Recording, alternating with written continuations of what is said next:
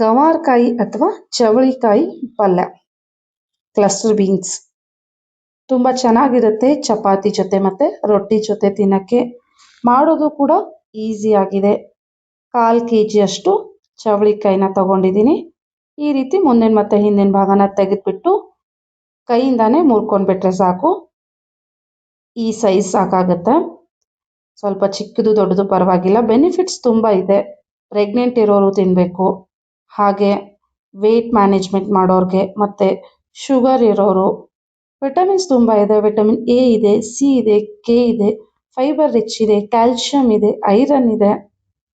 ನೋಡಿ, ಎಲ್ಲ ಚವಳಿಕಾಯಿನ ಮುರಿದು ತಗೊಂಡಿದ್ದೀನಿ. ಇವಾಗ ಒಂದು ತವಾ ಮೇಲೆ ಒಂದು ಚಿಕ್ಕ ಬೌಲ್ನಷ್ಟು ಕಡಲೆ ಬೀಜನ ಹುರ್ಕೊಳಕ್ಕೆ ಹಾಕಿದ್ದೀನಿ. ಕಡಲೆ ಬೀಜ ಎಲ್ಲ ಚೆನ್ನಾಗಿ ಹುರಿದ್ಬಿಟ್ಟು ಇದನ್ನು ಒಂದು ಪ್ಲೇಟ್ಗೆ ತೆಗೆದಿಟ್ಕೊಂಡ್ಬಿಡ್ತೀನಿ. ಸೊ ಕಲರ್ ಕೂಡ ಚೇಂಜ್ ಆಗಿದೆ, ಚೆನ್ನಾಗಿ ಹುರಿದಿದೆ. ಇವಾಗ ಅದೇ ತವಾ ಮೇಲೆ ಅದೇ ಬೌಲ್ನಿಂದ ಅರ್ಧ ಬೌಲ್ನಷ್ಟು ನಾನು ಕೊಬ್ಬರಿನ ಹಾಕ್ಕೊಳ್ತೀನಿ. ಒಣ ಕೊಬ್ಬರಿ. ಇದನ್ನು ಕೂಡ ಚೆನ್ನಾಗಿ ಕಲರ್ ಚೇಂಜ್ ಆಗೋವರೆಗೂ ಹುರ್ಕೊಂಡಿದ್ದೀನಿ. ಹಾಗೆ 1 ಟೀ ಸ್ಪೂನಷ್ಟು ನಾನು ಬಿಳಿ ಎಳ್ಳನ್ನು ತಗೊಂಡಿದ್ದೀನಿ. ಬೇಗ ಹುರಿದ್ಬಿಡುತ್ತೆ. ತವಾ ಫುಲ್ ಚೆನ್ನಾಗಿ ಕಾದಿತ್ತು, ಹಾಗಾಗಿ ಒಂದು 20 ಸೆಕೆಂಡಲ್ಲಿ ಹುರಿದ್ಬಿಟ್ಟಿದೆ. ಹುರಿದಿರುವಂತಹ ಬಿಳಿ ಎಳ್ಳನ್ನು ತೆಗೆದುಬಿಟ್ಟು ಅದೇ ತವಾ ಮೇಲೆ ನಾನು ಕಟ್ ಮಾಡಿಟ್ಕೊಂಡಿದ್ನಲ್ಲ ಚವಳಿಕಾಯಿ, ಅದನ್ನು ಹಾಕ್ಕೊಂಡ್ಬಿಟ್ಟು ಮೇಲೆ ಒಂದು ಚಿಕ್ಕ ಸ್ಪೂನಿಂದ 1 ಸ್ಪೂನಷ್ಟು ಎಣ್ಣೆನ ಹಾಕ್ಕೊಂಡು ಚೆನ್ನಾಗಿ ಹುರ್ಕೊಂಡ್ಬಿಡೋಣ. ಈ ಕಡೆ ಚವಳಿಕಾಯಿನ ಹುರಿತಾ ನಾವು ಮಸಾಲೆಗೆ ರುಬ್ಬಿಟ್ಕೊಂಡ್ಬಿಡೋಣ. ಕಡಲೆ ಬೀಜ ಮತ್ತು ಹುರಿದಿರೋ ಕೊಬ್ಬರಿ ಹಾಗೆ ಬಿಳಿ ಎಳ್ಳು ಎಲ್ಲನೂ ಮಿಕ್ಸಿ ಜಾರ್ಗೆ ಹಾಕಿ ರುಬ್ಕೊಂಡ್ಬಿಡ್ತೀನಿ. ಕೋರ್ಸ್ ಗ್ರೈಂಡ್ ಮಾಡ್ಕೊಳ್ಳೋಣ, ತುಂಬ ಪುಡಿ ಬೇಡ. ಈ ರೀತಿ ಸ್ವಲ್ಪ ಕೋರ್ಸ್ ಗ್ರೈಂಡ್ ಆಗಿದ್ರೆ ಸಾಕು. ಇವಾಗ ಅದನ್ನು ತೆಗೆದುಬಿಟ್ಟು ಅದೇ ಮಿಕ್ಸಿ ಜಾರ್ಗೆ ಒಂದು 7ರಿಂದ 8 ಬೆಳ್ಳುಳ್ಳಿ ಹೆಸರು, 4 ಹಸಿಮೆಣಸಿನ್ಕಾಯಿ, ಹಾಗೆ 1 ಟೀ ಸ್ಪೂನಷ್ಟು ಜೀರಿಗೆ, ಸ್ವಲ್ಪ ಉಪ್ಪನ್ನು ಹಾಕಿ ಇದನ್ನು ರುಬ್ಕೊಂಡ್ಬಿಡೋಣ. ಇದು ಕೂಡ ಫುಲ್ ಪೇಸ್ಟ್ ಆಗಬೇಕು ಅಂತ ಏನಿಲ್ಲ, ಕೋರ್ಸ್ ಗ್ರೈಂಡ್ ಮಾಡಿಕೊಂಡ್ರೆ ಸಾಕು. ಈ ರೀತಿ. ನಂತರ ನಾನು ಇದಕ್ಕೆ ಅಚ್ಕಾರದ ಪುಡಿನ ಹಾಕ್ಕೊಳ್ತಾ ಇದ್ದೀನಿ. ಹಾಗಾಗಿ 4 ಹಸಿಮೆಣಸಿನ್ಕಾಯಿನ ತಗೊಂಡಿದ್ದೆ. ಅಚ್ಕಾರದ ಪುಡಿ ನಿಮಗೆ ಇಷ್ಟ ಇಲ್ಲ ಅಂದರೆ ನೀವು ಇನ್ನೂ 2 ಮೆಣಸಿನ್ಕಾಯಿನ ಹಾಕ್ಕೊಂಡು ರುಬ್ಕೊಳ್ಬೋದು. ಹಾಗೆ ನಾನು ಮಾಡೋ ರೆಸಿಪೀಸ್ ನಿಮ್ಗೆ ಇಷ್ಟ ಆದರೆ ಮರೀದೆ ಲೈಕ್, ಶೇರ್ ಆ್ಯಂಡ್ ಸಬ್ಸ್ಕ್ರೈಬ್ ಕೂಡ ಮಾಡಿ. ಈ ಕಡೆ ಚವಳಿಕಾಯಿ ಕೂಡ ಹುರ್ಕೊಂಡಿದ್ದೀನಿ, ಚೆನ್ನಾಗಿ ಹುರಿದಿದೆ ನೋಡಿ. ಕಲರ್ ಕೂಡ ಚೇಂಜ್ ಆಗಿದೆ, ಹಾಗೆ ಸ್ವಲ್ಪ ಬ್ರೌನ್ ಪ್ಯಾಚಸ್ ಬಂದಿದೆ. ಒಗ್ಗರಣೆಗೆ ನಾನು 3 ಟೇಬಲ್ ಸ್ಪೂನ್ ಎಣ್ಣೆನ ಹಾಕ್ಕೊಂಡಿದ್ದೆ.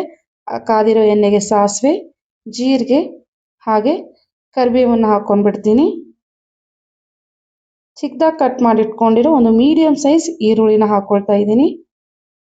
ಈರುಳ್ಳಿ ಎಲ್ಲ ನೈಸ್ ಆ್ಯಂಡ್ ಸಾಫ್ಟ್ ಆಗೋವರೆಗೂ ಬೇಯಿಸ್ಕೊಂಡ್ಬಿಡೋಣ. ಆ್ಯಂಡ್ ಈರುಳ್ಳಿ ಚೆನ್ನಾಗಿ ಬೆಂದಿದೆ. ಇವಾಗ ರುಬ್ಬಿಟ್ಕೊಂಡಿರುವಂತಹ ಹಸಿ ಮೆಣಸಿನ್ಕಾಯಿ ಪೇಸ್ಟ್ನ ಹಾಕ್ಕೊಂಡ್ಬಿಡ್ತೀನಿ. ತುಂಬ ಈಸಿ ಆಗಿದೆ, ಬೆನಿಫಿಟ್ಸ್ ತುಂಬ ಇದೆ. ನೋಡಿ, ಈ ರೀತಿ ಮಿಕ್ಸ್ ಮಾಡ್ಕೊಂಡ್ಬಿಟ್ಟು ಅರ್ಧ ಟೀ ಸ್ಪೂನಷ್ಟು ಅರಿಶಿನ ಹಾಕ್ಕೊಂಡ್ಬಿಡ್ತೀನಿ. ಮತ್ತು ಮಿಕ್ಸ್ ಆ್ಯಂಡ್ ಮಿಕ್ಸ್. ಇವಾಗ ಹುರಿದಿಟ್ಕೊಂಡಿರುವಂತಹ ಚವಳಿಕಾಯಿನ ಹಾಕ್ಕೊಂಡ್ಬಿಡೋಣ. ಹುರಿಯೋದ್ರಿಂದ ಟೇಸ್ಟ್ ತುಂಬ ಚೆನ್ನಾಗಿ ಬರುತ್ತೆ.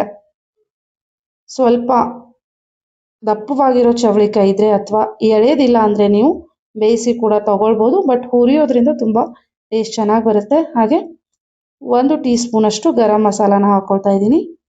ಹಾಗೆ 2 ಟೀ ಸ್ಪೂನಷ್ಟು ಅಚ್ಕಾರದ ಪುಡಿ.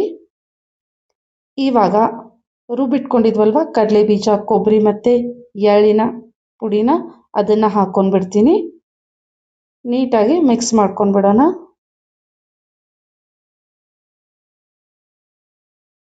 ರುಚಿಗೆ ತಕ್ಕಷ್ಟು ಉಪ್ಪನ್ನು ಹಾಕ್ಕೊಂಡ್ಬಿಡ್ತೀನಿ. ತುಂಬ ನೀರನ್ನು ಹಾಕಿ ಬೇಯಿಸಕ್ಕೆ ಹೋಗಬೇಡಿ. ಅರ್ಧ ಗ್ಲಾಸ್ ಅಂದರೆ ಲೋಟ ಇರುತ್ತಲ್ಲ ಚಿಕ್ಕದು, ಅದರಿಂದ ಅರ್ಧ ಲೋಟದಷ್ಟು ನೀರನ್ನು ಹಾಕ್ಕೊಂಡಿದ್ದೀನಿ. ಬೌಲ್ ಅಂದರೆ ಒಂದು ಅರ್ಧ ಬೌಲ್ ಸಾಕಾಗುತ್ತೆ. ಮೇಲೆ ಕೊತ್ತಂಬರಿ ಸೊಪ್ಪನ್ನು ಹಾಕ್ಕೊಂಡ್ಬಿಡ್ತೀನಿ. ಮುಚ್ಚಳನ ಮುಚ್ಚಿಬಿಟ್ಟು ಒಂದು 10 ನಿಮಿಷ ಬೇಯಿಸ್ಕೊಂಡ್ರೆ ಸಾಕು.